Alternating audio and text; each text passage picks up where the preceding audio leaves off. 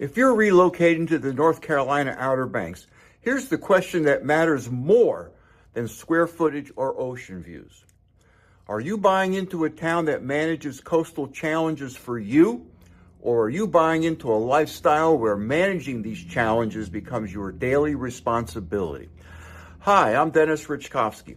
I live oceanfront in Emerald Isle, and I help people relocate to the North Carolina Outer Banks every day. All my contact information is below, and I respond to every message.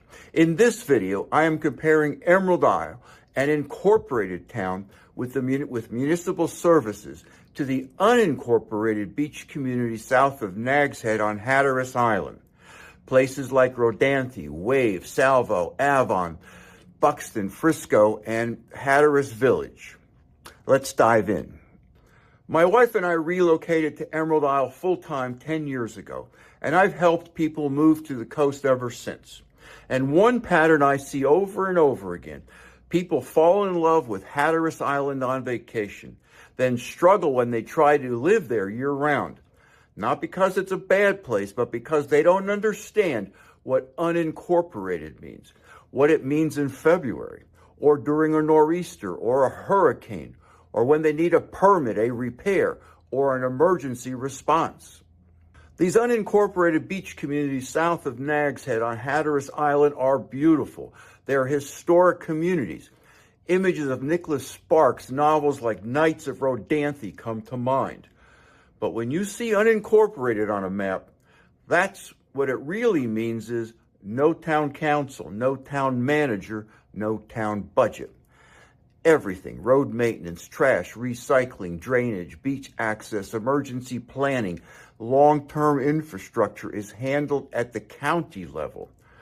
And the county is managing not just your beach community, but dozens of other communities, many of them inland, with completely different priorities. So when your street floods, or your beach access erodes, or you need a zoning variance, you're not calling a town official 3 blocks away. You're navigating Dare County government, which is balancing coastal needs against county-wide needs.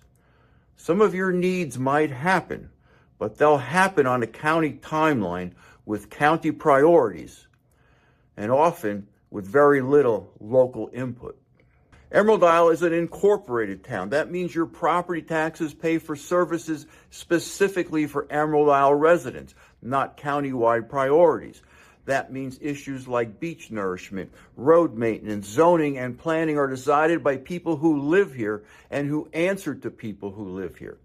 Stormwater systems, beach access points, dune maintenance, and emergency planning are handled locally with continuity and accountability as well. Building permits, inspections, zoning variances, these move through a town system designed for efficiency, not county-wide bureaucracy. And in real life, when a storm hits Emerald Isle, beach nourishment is already budgeted and scheduled. Road repairs happen on a town timeline. When you need a permit to build a deck or add a bathroom, you're working with a town manager whose entire job is maintaining livability in Emerald Isle, not balancing your concern against 50 other communities. That structure doesn't eliminate coastal challenges, it manages them with intention rather than reaction. Unincorporated Hatteras Island isn't just about missing services. It's about a fundamentally different relationship with the environment and with uncertainty. These communities have survived because residents accept and even embrace living on the edge. They don't expect the county to solve coastal challenges quickly because it can't. Road flooding doesn't get fixed on a predictable schedule. Beach erosion happens, and solutions take time, sometimes years. Highway 12, the only access on and off Hatteras Island, may never get fixed because living with water is part of the deal. So residents living in unincorporated Hatteras Island solve their problems themselves, or they simply live with them. That's not everyone's lifestyle. Isolation is real. Grocery stores, medical care, restaurants, many operate limited hours or close entirely during winter. If you need something specialized, you're driving to Nags Head, Manteo, or beyond. In winter, parts of Highway 12 are closed more often than they are open. When storms close the highway or when bridge work shuts it down, you're cut off. Emergency evacuations are mandatory and they are frequent. Self-reliance is required as well. You maintain your own septic, manage your own erosion, solve your own problems. You're comfortable improvising. Neighborhood networks mean more than county response times. And if you're not comfortable with that level of independence, you'll struggle. In Emerald Isle in February, yes, the town is quieter, but it's still functioning. Services continue, grocery stores, restaurants, medical care. Neighborhoods stay connected. People live here year-round. Roads are maintained. Trash is picked up. Town operations continue. Life slows down, but it doesn't hollow out. And now for my dentist fit test. If you're relocating to the North Carolina Outer Banks, here are the questions that will tell you which place fits you best. Number 1, do you want municipal systems handling infrastructure, or are you comfortable solving problems yourself? Number 2, are you okay relying on county-level support and personal resilience? Or do you want to have a town government whose sole job is maintaining livability where you live? Number 3, can you handle seasonal isolation and infrastructural limits? Or do you need year-round consistency? And number 4, do you want to test yourself against uncertainty?